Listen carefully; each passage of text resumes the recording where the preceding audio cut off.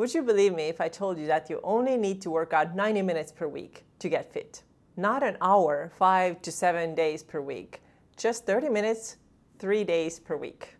If this sounds too good to be true, it's not. You just have to know what to do and do it right.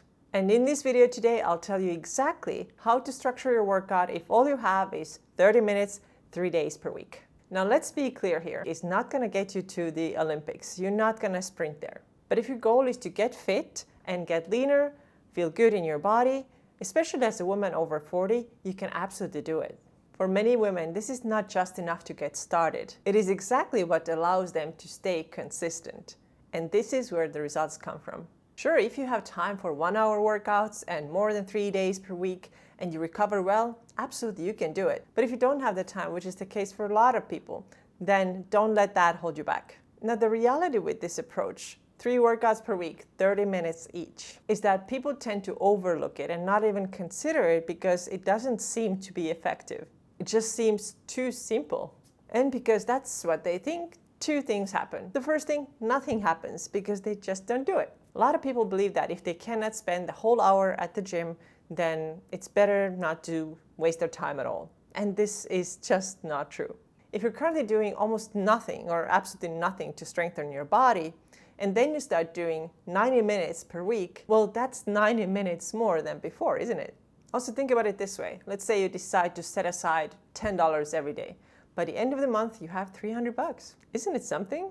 So these 90 minutes each week that you dedicate to working out will absolutely add up, and over time you're going to get really good results if your program is right. The second thing that I sometimes see is that people get super excited at first when they realize that they want to start working out. So they sign up for this crazy plan, which is like 6 days a week, an hour every day. And what happens often is they just burn out. Either they get so sore that they just don't want to go to the gym, they don't recover well, their sleep can get messed up, or something comes up in the day and then they just can't do the 1-hour workout. And then they're like, well, I'm not going to do it at all then. This is the perfect example of the all or nothing trap.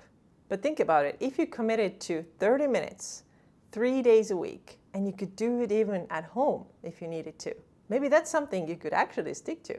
And by the way, if you want to get started completely free and right now, go ahead and check out the link in my description. You can find my Fit from Scratch workout plan there. And these workouts are all about 30 minutes. Some are even less. And you can choose between the bodyweight and bands option and then the dumbbells option. It's completely free and it's the perfect plan to get you started.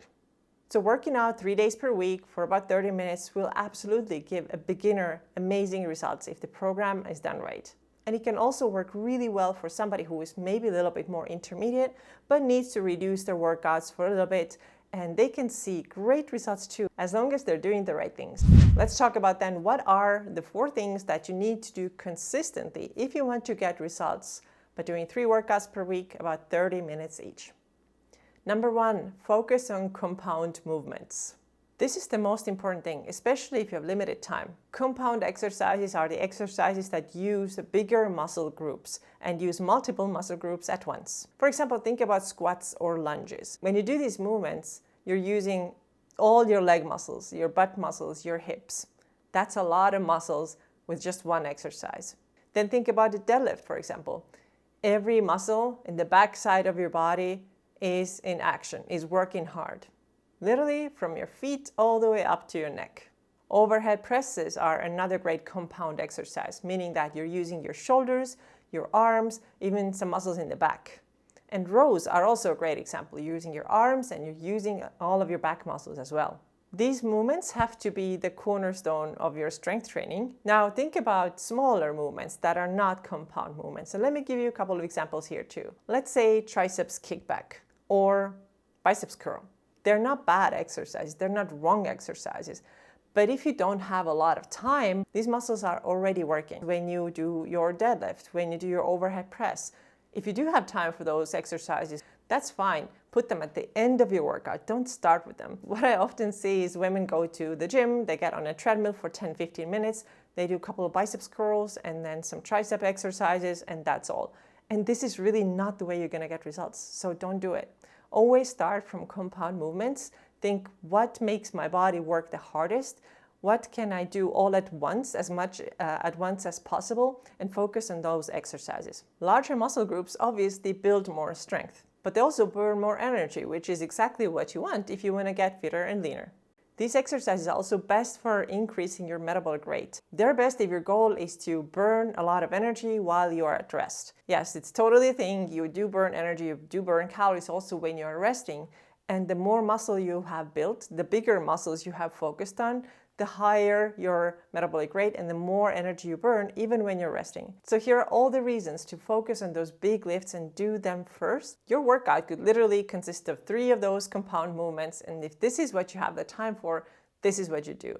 Don't waste your time on tiny muscle groups, calf raises, biceps curls, if you haven't done your big movements yet. The second thing you have to keep in mind, if you only have 30 minutes 3 days per week, is to make sure that your weights are actually challenging you. If you want your body to change, you have to give it a reason to change. And that can only happen when your muscles are actually being challenged. What happens in perimenopause and menopause is that when our estrogen declines, then we need a stronger signal. We need to send our bodies a stronger signal that we want to build muscle. And if your weights are too light and the body doesn't realize that it needs to change something, well, then it just won't. Imagine this, you are standing in front of a big audience on the stage and you want to say something and you're just whispering. Nobody will hear you. And it's the same thing if you are at the gym and you're using those same tiny dumbbells that you've used for a long time and they don't really challenge your muscles, well, the body sees no reason for change. You need to send a stronger signal, and you do that by choosing heavier weights. If you finish a set of exercises, let's say lunges, and you hold 2 weights in your hands, and you can easily do 12 reps, and after the 12th rep, you can just do the next exercise right away, then this is a clear sign that you didn't push yourself enough. What I recommend instead is that you cut down your reps a little bit, maybe do 8, and use heavier weights so that after the last rep, you feel like, oh, I really have to put these weights down and rest now. If you don't feel it, and if you're ready to jump right on to the next exercise, you're not doing it right. Your last repetition in every set should really feel like a lot of effort. You should feel like, I'm really ready for a break now. And of course, if you've never done any strength training before, don't start using dumbbells right away. Start with body weight. Get familiar with the basic movements, and you can do that by signing up for Fit from Scratch. Like I mentioned before, there are 2 tracks. One is with body weight, one with dumbbells. But again, if you've never done strength training before, please don't go to the gym and start pushing heavy weights overhead if you've never done this. Establish a good foundation with body weight first. But if you already have some experience, then there's no reason for you to stick to the same weights month after month after month. You need to graduate, you need to up level and get going. If you're only training for 30 minutes, you really want every minute to count. That means training with intention and intensity. And when I say intense, I don't mean getting super out of breath with tons of cardio. I mean challenging your muscles. The third thing you have to do if you have only 3 workouts and 30 minutes per workout is to do them consistently. An imperfect program that you do 3 days per week is still better than a perfect program that you never do. So consistency really, really matters. And of course, your results will be even better if you are consistent with really good workouts, the way that I described to you here today. I see how well these 30-minute workouts work for people, and I see it on a daily basis. I have many clients who have time for just that, and this is what they do. Right now, I'm working with a woman who's a business owner. She's a busy grandma, and she doesn't have a lot of time. So what she does is 3 days a week, 30 minutes, and she's seeing amazing results because the plan is right for her. In the past 5 weeks, she has lost 1 pound every week. And by the way, by eating more than she did before. She had been dieting way too much in the past, and so we increased her food intake, we made her workouts much better, and she's doing them so consistently. She hardly misses a workout, and she's seeing really great results. And all she does is 30 minutes, 3 days per week. And by the way, if you want to know how many calories and how much protein you should be eating for your goals, go ahead and get that guide that teaches you exactly how to calculate those numbers. It's very simple. Go to the link in my description. The fourth thing to do if you want to get results with 30-minute workouts 3 days per week is to also move outside of your workouts. When I said that all you need is 30 minutes 3 days per week, this is for strength training, but it also really matters what you are doing outside of your workouts. If you're sedentary, you don't move at all, then you're probably not going to get as good results as you could. This is where simple movement, especially walking, comes in. Walking is one of the easiest and most effective ways to support fat loss. It improves insulin sensitivity and you can stay active without adding extra stress on the body.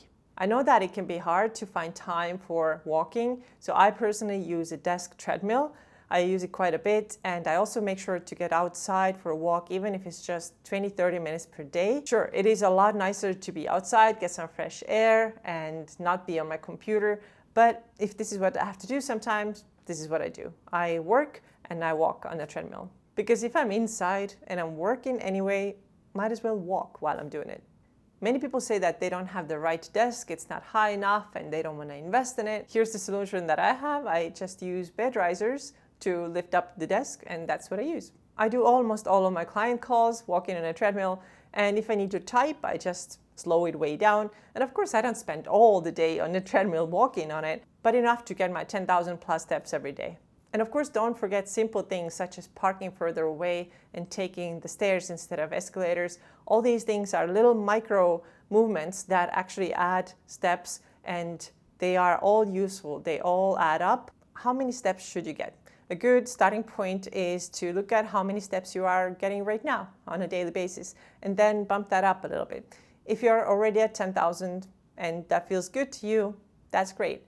If you are maybe, let's say, at 4,000, then increase by 1,000 this week and another 1,000 next week, and you can climb up gradually. Just increase a little bit.